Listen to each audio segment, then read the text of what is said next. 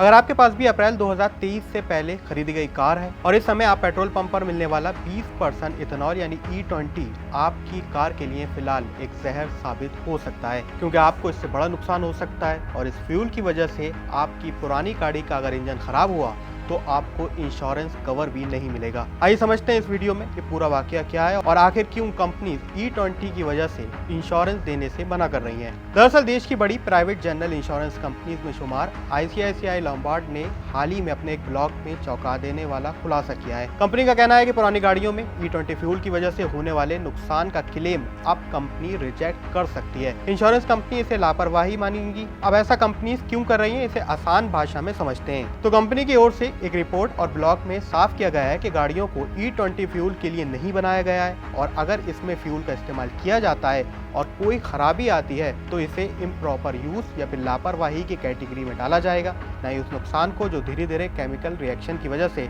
आपकी कार में कुछ टाइम बाद होगा। कुल मिलाकर इसे इंश्योरेंस की भाषा में कॉन्सिक्वेंशियल डैमेज कहा जाता है, जो स्टैंडर्ड पॉलिसी में कवर नहीं होगा। अब इसे टेक्निकल भाषा में समझते हैं कि आखिर आपका insurance vehicle insurance company reject क्यों करेगी। तो दरअसल E20 स्वभाव से बड़ा कोरोसिव यानी संरक्षक होता है। अप्रैल 2023 से पहले बनी गाड़ियां जो कि BS6 यानी फेज 2 से पहले बनी गाड़ियां हैं, इनमें 20% इथेनॉल को झेलने के लिए नहीं बनाया गया था, यानी इनका डिजाइन और इनका स्ट्रक्चर काफी अलग था। इसी कंडीशन में फ्यूल लाइंस को डैमेज करता है और इंजन के अंदरूनी हिस्से में जंग पैदा किया जाता है। ये नुकसान तुरंत नहीं दिखता, लेकिन धीरे धीरे आपकी गाड़ी में ये नुकसान दिखने लगेगा और सीधे तौर पर ये इंजन में असर डालता हुआ नजर आएगा। अब जब इंजन आप ठीक कराने जाएंगे तो लाखों का बिल इंश्योरेंस कंपनी के पास जाएगा, लेकिन इसे मैन्युफैक्चरर्स की गाइडलाइन के खिलाफ मानकर आपका क्लेम को रिजेक्ट किया जा सकता है। इसके अलावा अगर आपके पास engine protection add on plan है, इस कंडीशन में कई यूजर्स मानते हैं कि उन्हें क्लेम मिलेगा, लेकिन यहाँ पे भी एक पेच है। ICICI लोम्बार्ड के मुताबिक ज्यादातर इंजन प्रोटेक्शन कवर